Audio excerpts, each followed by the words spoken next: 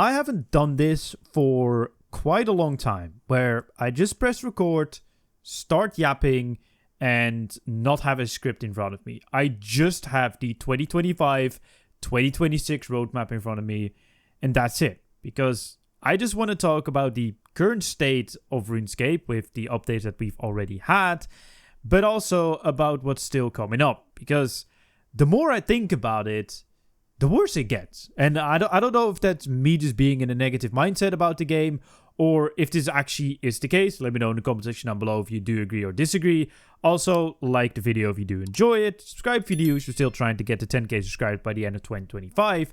But quite frankly, if I look at all these updates, from the 110 runecrafting update to the 110 crafting that's coming up, or even the quest that we already had, or the augmented runecrafting and thieving, which, by the way, on the roadmap is in the same category of size of updates as a mascot, leaks, haven height. Like, I'm sorry, but that update didn't take more than 15 minutes to complete. Like, that is just a small update in my opinion. But heyo, that's me nitpicking. But what I'm trying to say is all the updates, besides leaks, a mascot, and haven height, which we'll get to, but that have come out this year, have been okay. Like, I don't think there's anything that really blew us out of the water. And I mean, the Blooming Burrow, yet again, was just 3 weeks of just no updates. I mean, sure, we got quality of life, but quite frankly, we barely saw any substantial updates. I mean, that's okay for 3 to 4 weeks, not months. But overall, I feel like the current state and the state of RuneScape last year, pretty much since the Hero Pass debacle, at least in my opinion, has just kind of been in, some would call it maintenance mode. I would just say pleasing mode, because I'm not saying that the updates that came out are necessarily bad. Like, I don't think that the 110 updates are bad, or even the augmented runecrafting and thieving with the new perks and stuff. Like, they are not bad updates. I just think that they are very safe updates. They don't really bring out something revolutionary. Like, look at the perks, for example. Like, sure, there are some good perks in some situations, but there's nothing that really makes you go like, whoa, I need this perk on every weapon. It's expensive to get, but it's worth getting. No, it's just all very safe, in my opinion. And the quests are difficult to judge for me because I'm not a lore hound. From what I understand from the people that do like lore, they are kind of underwhelmed with it. Like, yet again, it's not bad, but it's just kind of, you know, people really wanted the desert, so they're bringing back the desert. But overall, to a lot of the lore hounds, it kind of feels mid. At least from what I've been gathering on social medias and the people that I talk to. But that could be different for you. Like, honestly, everyone is entitled to their own opinion, right? But quite frankly, it's just a feeling that I'm having. And even with things coming up like a mascot, which, I mean, is good because it's an endgame bossing encounter. But then again, it's an endgame bossing encounter. So there will probably be 1 or 2% of the players that can actually interact with that piece of content.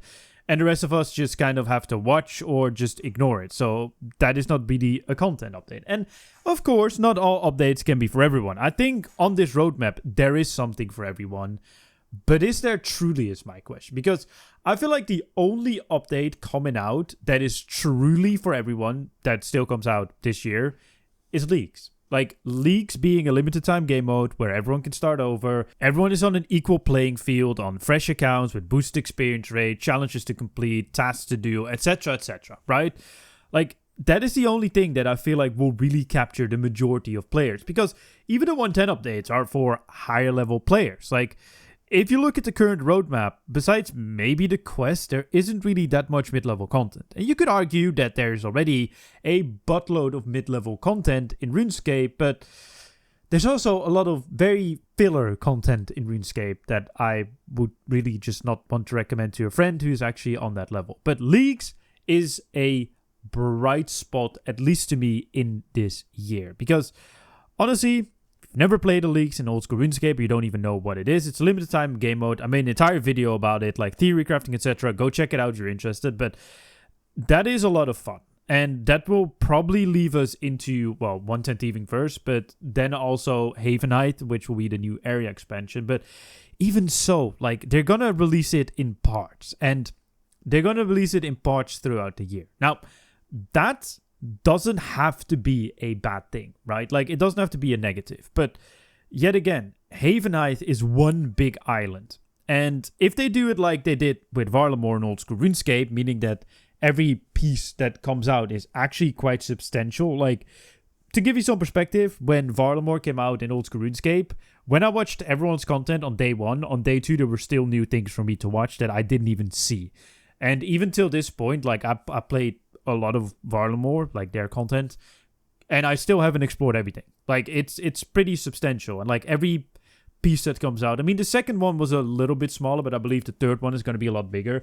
If it's on that size, we're chilling. But if it's more on the Fort 4 and 3 size of updates, where, you know what, you might, you know, mess around for like 3, 4, 5 hours and then you're gone again, then that would be concerning. But that's just me speculating. We don't know enough about it, so there's no point in doom thinking about it. But the reason why this all is kind of coming up is, like I said, I've been feeling like RuneScape has just been in maintenance mode for the last pretty much 2 years since Hero Pass.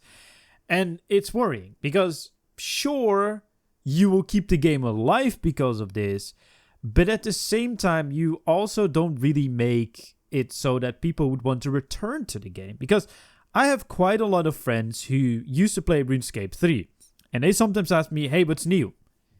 And my answer is usually kind of like, well, Necromancy.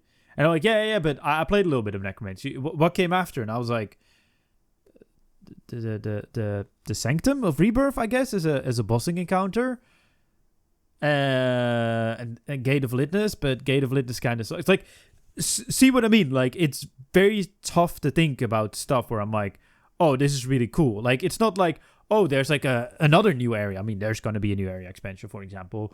Or, oh, these 110 updates, like, really change up how you play the game. And, like, progression has been changed. Like, the entire skilling path has been rebalanced. And, you know, there's a new way to obtain skilling outfits. And the auras are distributed by actually skilling. Like, that is something that I would be like, okay, that's something worthwhile to tell my friend. But now it's just like, yeah, we got a new tree and a new hatchet. That's it. And it's cool. And it's decent content, but I think you know where I'm going to, right? And that kind of leads me into the point as well, is something that I saw in Prideslayer's video. I saw a lot of things in Prideslayer's video I prefer not to discuss and give my opinion on, but one thing that I do want to give my opinion on and kind of agree with him on is the whole fact of who is the game kind of marketed to, because I'm watching these clips that are just very cringe on social media, or these posts. I will flash them on the screen probably whilst editing.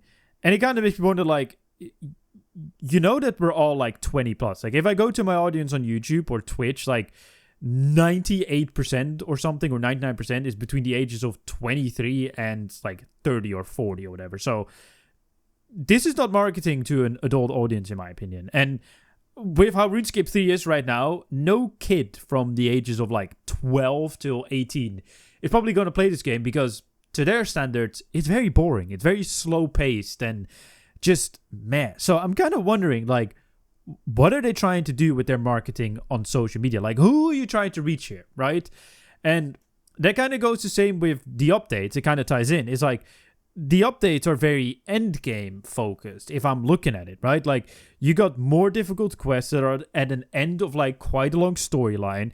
You got 110 skilling updates. You got masterwork and legendary weapon improvements. You got the combat mastery achievements. As I said, a mascot. Like, the only thing that really applies to the majority of players is Leaks and Havenite. And yes, there's enough content in the game to do stuff, but it just kind of makes me wonder. It's like, where are we going with RuneScape? Like, what is the actual long-term plan? Because when the new CEO joined, he was like, oh yeah, we have a long-term plan.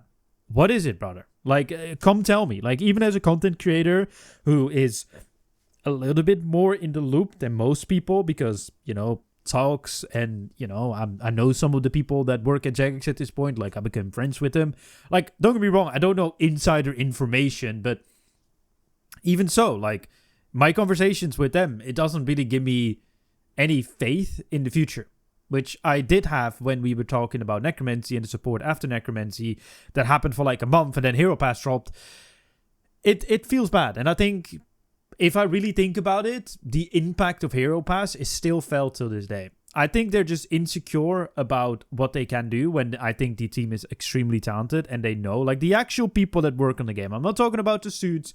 I'm not talking about anyone. I think, like, your mod Ryans, your mod Pigeons, your mod Breezes, like, the people that actually work on the updates, right? I think they're actually talented, really talented, and they know what they're doing. But I feel like there's something that's holding them back and they play it on safe. But that's just a feeling that I'm having.